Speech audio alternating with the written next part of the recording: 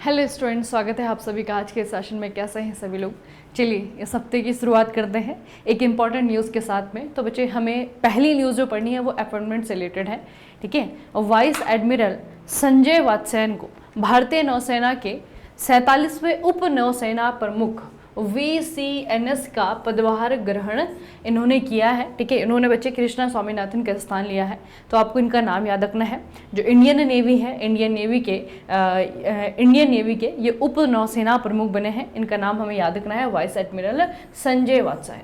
ठीक है, vice admiral Sanjay Vatsyayan को जो है आपका उप प्रमुख के रूप में चुना गया है। अगर नेवी की बात करें, इंडियन नेवी की बात करें, तो हेडक्वार्टर इसका नई दिल्ली में है। नौसेना दिवस हर साल हम लोग सेलिब्रेट करते हैं 4 दिसंबर को। और अभी वर्तमान में जो हमारे चीफ हैं इंडियन नेवी के, उनका नाम है मिस्टर दिनेश कुमार त्रिपाठी। ठीक है, तो दो बच्चे आपकी इंपॉर्टेंट पर्सनैलिटी होती हैं किसी भी फोर्स में, एक आपके प्रमुख हुए, एक आपके उप प्रमुख हुए। ठीक है, तो प्रमुख के रूप में आपको दिनेश कुमार त्रिपाठी जी का नाम याद रखना है, और उप नौसेना प्रमुख के रूप में अब आपको याद रखना है वाइस एडमिरल संजय वात्स्यायन का। ठीक है, दोनों को याद रखेंगे।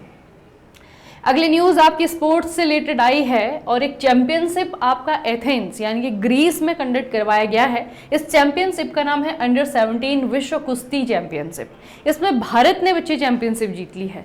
ठीक है, तो इसे थोड़ा सा देखिए, अंडर 17 विश्व कुश्ती चैंपियनशिप नाम है। इसे भारत के द्वारा जीत लिया गया है। भारतीय पहलवानों ने टोटल 6 पदक जीते हैं। 6 में से 2 जो हैं आपके गोल्ड मेडल हैं। 2 जो गोल्ड मेडल जीतने वाली खिलाड़ी हैं, उनमें पहली है आपकी रचना, 43 किलो भार वर्ग में ये खेली हैं, और दूसरी जो है आपकी अश्विनी बिश्नोई, ये जो है आपके 65 केजी में खेले।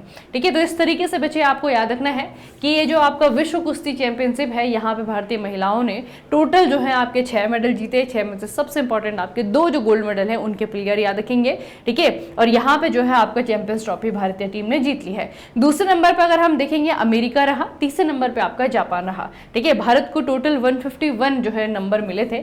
इस नंबर के साथ में, इस स्कोर के साथ में भारतीय टीम पहले नंबर पे रही है।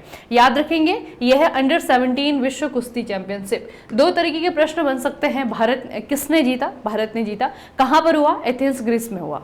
ठीक है, अगली जो आपकी खबर है, ये भी एक अपॉइंटमेंट है। राजकुमार अरोड़ा जी का नाम याद रखेंगे, क्योंकि इन्हें जो है रक्षा लेखा महानियंत्रक का पदभार जो है सौंपा गया है। ठीक है, क्या नाम है? नाम है राजकुमार अरोड़ा। इनको रक्षा लेखा महानियंत्रक, अधिकतर आप कंट्रोलर जनरल ऑफ इंडिया, यानी कि आप लोग जो हैं भारत के जो महालेखाकार होते हैं, लेखा नियंत्रक होते हैं, उनके बारे में तो पढ़ते हैं, लेकिन ये जो है आपके रक्षा लेखा महानियंत्रक हैं। ठीक है, तो नाम याद रखेंगे बच्चे, राजकुमार अरोड़ा। इस स्पेसिफिक पद की अगर हम बात करें, रक्षा लेखा महानियंत्रक की बात करें, CGDA इसे कहा जाएगा। ठीक है, और ये भारत सरकार के रक्षा मंत्रालय के अधीन एक महत्वपूर्ण विभाग है।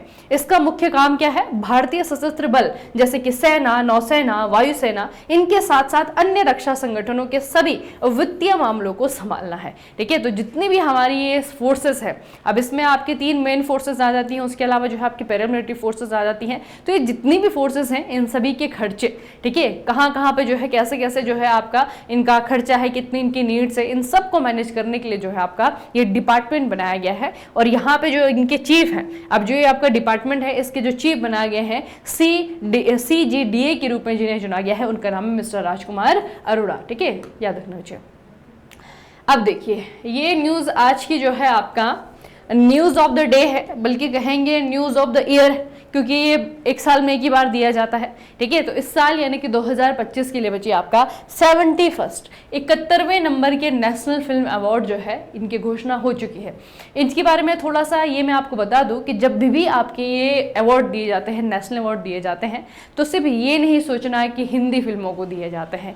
ठीक है, हमारे देश में खास करके जो आपकी 22 आधिकारिक भाषाएं हैं ना, उनका जो सिनेमा है, उन भाषाओं में जो सिनेमा बनाया जाता है, उन सभी फिल्मों को जो है यहाँ पे बच्चे आंका जाता है, उनको तोला जाता है, और उसके बाद में जो है उनके परफॉर्मेंसेस के बेस पे, ठीक है, कितना अच्छा क्वालिटी जो है कंटेंट किसमें है, उसके बेस पे जो है उनको विनर के रूप में चुना जाता है। ठीक है, तो सिर्फ हिंदी भाषी सिनेमा को यहाँ पे पुरस्कृत नहीं किया जाता। ठीक है, लेकिन बहुत बार आप लोग देखते हैं कि नेशनल अवार्ड मिला है और किसी हिंदी फिल्म जगत के सितारे को या फिर फिल्म स्टार को जो है वो अवार्ड दिया गया है ना, तो उस समय तो उसकी इंपॉर्टेंट बढ़ी जाती है, क्योंकि हिंदी सिनेमा का क्या है बच्चे, इसका क्राउड ज्यादा है ना, लोग ज्यादा देखते हैं। है ना, भले ही हिंदी सिनेमा को ही बाद में ट्रांसलेट करके देखें और उसको जो है आपका सिर्फ भारत में नहीं, भारत से बाहर भी जो है देखा जाता है, ठीक है। तो उसकी जो है अपनी एक इकोनॉमिक इंपॉर्टेंस भी है और दूसरा जो है आपका सोशल इंपॉर्टेंस भी है, ठीक है। तो 71वें अगर हम नेशनल अवार्ड की बात करें तो हमें बहुत सारी कैटेगरी याद रखनी पड़ेंगी, ठीक है। एक एक करके हम कैटेगरी याद करेंगे, ठीक है। यहाँ पे देखिए बच्चे, सबसे पहले बात करते हैं बेस्ट डायरेक्शन की।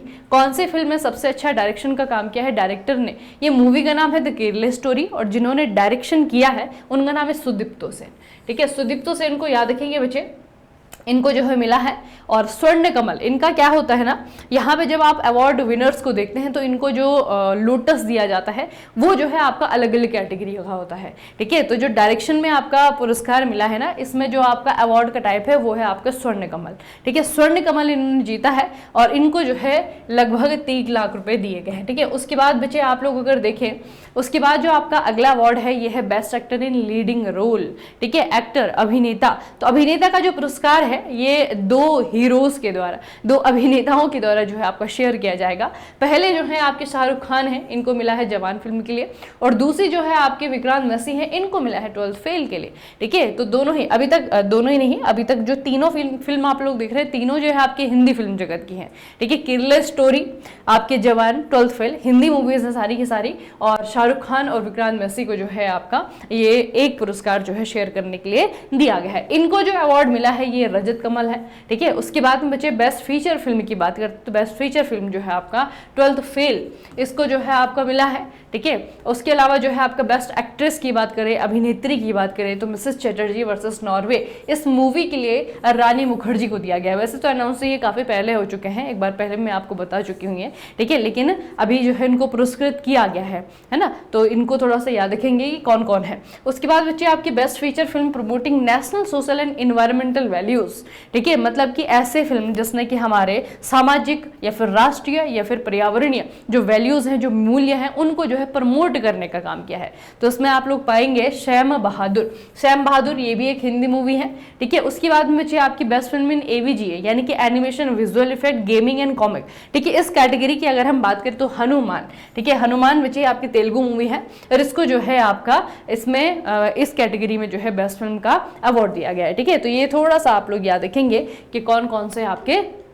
एक और है, जब हम यहाँ पे देखते हैं, एक तो बच्चे आपकी बेस्ट फीचर फिल्म होती है, तो बेस्ट फीचर फिल्म तो किसी भी भाषा की हो सकती है, वो तेलुगु हो सकती है, वो तमिल हो सकती है, वो मलयालम हो सकती है, बंगाली हो सकती है, मराठी हो सकती है, हिंदी हो सकती है। इस बार आपकी हिंदी है, ठीक है। लेकिन एक कैटेगरी यहाँ पे ऐसी होती है जिसमें सिर्फ हिंदी भाषा को दिया जाता है, उसे कहा जाता है बेस्ट हिंदी फीचर फिल्म, ठीक है। तो हिंदी भाषा की अगर हम बात करें तो हिंदी भाषा के लिए बच्चे आपका दिया गया है सर्वश्रेष्ठ हिंदी फिल्म का जो है आपका दिया गया है कटहल, ठीक है, कटहल अ जैक फ्रूट, इस मूवी को जो है आपका हिंदी भाषा का पुरस्कार दिया गया है। तो इतना बच्चे आपको याद रखना है, ठीक है। इन सारे विनर्स को जो है नाम आपको याद रखना है, एग्जाम के लिए एक इंपॉर्टेंट न्यूज बन गई है। अगली न्यूज बच्चे गवर्नमेंट स्कीम है, गवर्नमेंट स्कीम का नाम है अपना घर, एक इनिशिएटिव है, ठीक है। इसकी घोषणा जुलाई 2025 में हुई थी, पूरे भारत में ये आपकी लॉन्च हो चुकी है 1 अगस्त से, ठीक है। अब अभी लॉन्च हुई है तो थोड़ा सा इसका इंपॉर्टेंस बढ़ जाता है। कई बार आप लोग ऐसे देखते हैं कि योजनाएं तो अनाउंस तो कर दी जाती हैं लेकिन लॉन्चिंग में काफ़ी समय लग जाता है, 1 साल हो गया, 2 साल हो गया। योजना तो पिछले साल जो है मंत्री जी ने लॉन्च की थी, बोला था कि ऐसी कोई स्कीम आएगी, लेकिन वो ज़मीनी स्तर पर इम्प्लीमेंट नहीं हो पाई। ये स्कीम जुलाई 2025 में जो है अनाउंस हुई थी और अभी जो है अगस्त 2025 में इसे पूरे भारत में लॉन्च कर दिया गया है। इसका उद्देश्य क्या है? नाम है अपना घर। राष्ट्रीय राजमार्गों पर ट्रक चालकों को सुरक्षित, स्वच्छ और किफायती विश्राम सुविधाएं प्रदान करना ताकि थकावट और नींद की कमी से होने वाली दुर्घटनाओं को रोका जा सके। और नोडल मिनिस्ट्री कौन सा है बच्चे? पेट्रोलियम और प्राकृतिक गैस मंत्रालय, ठीक है। तो काफी अलग अलग चीजें इसमें हैं आपकी। सबसे पहले तो स्कीम का जो नाम है अपना घर, ठीक है। किसका घर? ट्रक वालों का घर, ठीक है। कहाँ पे, मतलब कहाँ पे बनेंगे? ऑब्वियस सी बात है, ज्यादातर अगर आप लोग देखेंगे ना बच्चे, तो जो अपना घर है, मुझे ऐसा लग रहा है कि जो ये इनिशिएटिव है इसमें पेट्रोलियम मिनिस्ट्री है, ठीक है। तो जो पेट्रोल पंप है ना, जितने भी पेट्रोल पंप है अलग अलग कंपनी के जो है आपके पेट्रोल पंप होते हैं, वहाँ पे ज़्यादातर मतलब उनको ही सबसे पहले अप्रोच किया गया है कि अपने यहाँ पे जो है आपका, आप इतना बड़ा पेट्रोल पंप तो आप लोग देखते हैं, उन्हीं में जो है आपका 1 रूम 2 रूम जो है आपका ट्रक ड्राइवर्स के लिए एक इस इनिशिएटिव के तहत उनके लिए जो है आपका रिजर्व किए जाएँ, ताकि अगर किसी ट्रक ड्राइवर को जो है इस तरीके से अगर विश्राम करना है, आराम करना है, तो वहाँ पे कर सके, ठीक है। तो इसे थोड़ा सा याद रखेंगे, आपको पूछा जाएगा इसको लॉन्च करने के लिए कौन सी नोडल मिनिस्ट्री है, तो इसे जो है आपका पेट्रोलियम और प्राकृतिक गैस मंत्रालय के द्वारा किया गया है, और ये है आपके ट्रक चालकों के लिए, ठीक है। तो ट्रक चालकों को जो है सुरक्षित, स्वच्छ और किफायती विश्राम सुविधाएं प्रदान करने के लिए आपका अपना घर इनिशिएटिव शुरू किया गया है अगस्त 2025 से। अगला है बच्चे आपका एक और अपॉइंटमेंट है आपका निर्मल के मिंदा का। इनको कहाँ पे चुना गया है बच्चे? इनको चुना गया है executive chairman of ASSOCHAM, associated chambers of commerce and industry of India. अब ये जो एसोचेम है ये अपनी तरीके का क्या है, एक ऑर्गेनाइजेशन है। इसके भीतर जो कॉमर्स के सेक्टर में, इंडस्ट्री के सेक्टर में जो बड़ी बड़ी कंपनीज है ना, उनका जो है आपका एक ग्रुप है। तो इस ग्रुप को लीड करेंगे अब से निर्मल के मिंडा, ठीक है। अभी तक इस पद पे कौन थे? अभी तक जो है संजय नायरका ये इस पद पे थे, और ये इनका स्थान लेकर के जो है मिस्टर निर्मल को यहाँ पर अपॉइंट किया गया है। तो एसोचेम के हेड जो है आपको पूछा जाएगा किसे बनाया गया है, एग्जीक्यूटिव चेयरपर्सन जो है आपको किसे बनाया गया है, तो ये आपको याद रखना है, मिस्टर निर्मल के मिंडा को बनाया गया है।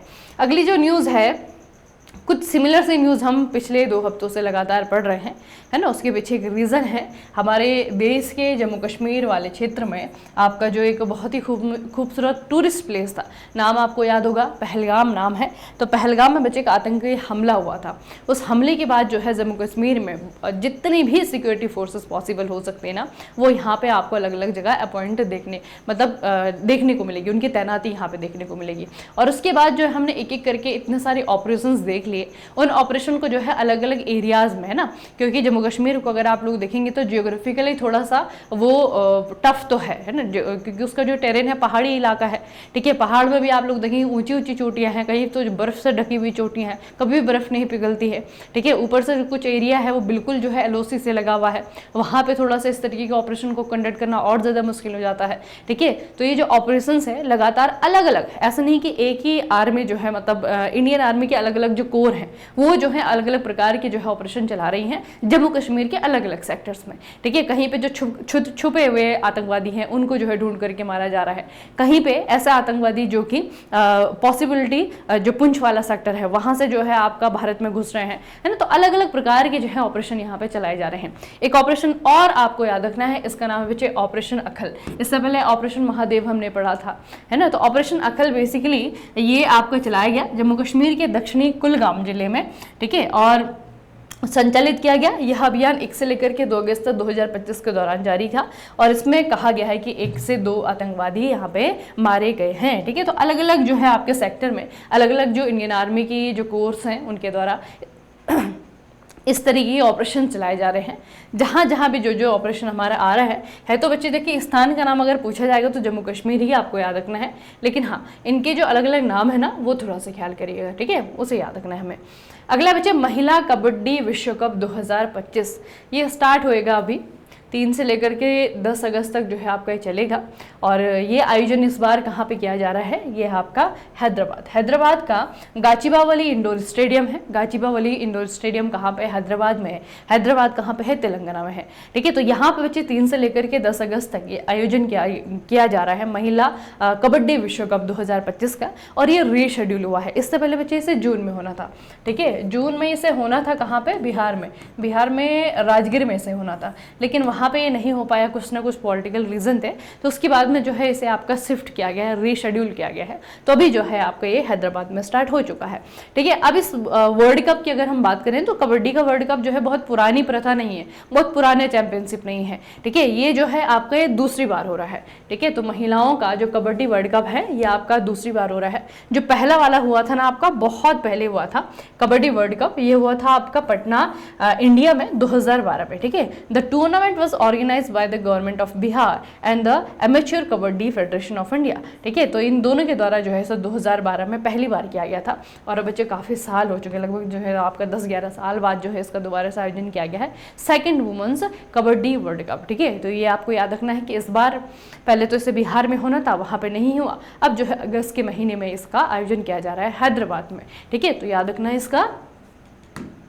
चलिए, तो आज की जो सेशन है उसे हम यहीं पे ख़त्म करेंगे। आज के सेशन में बच्चे अपॉइंटमेंट तो है ही ज़रूरी, साथ में जो हमने ये नेशनल अवार्ड, ठीक है, इन्हें हमने पढ़ा है, इनको याद रखना, एक एक विनर को याद रखना।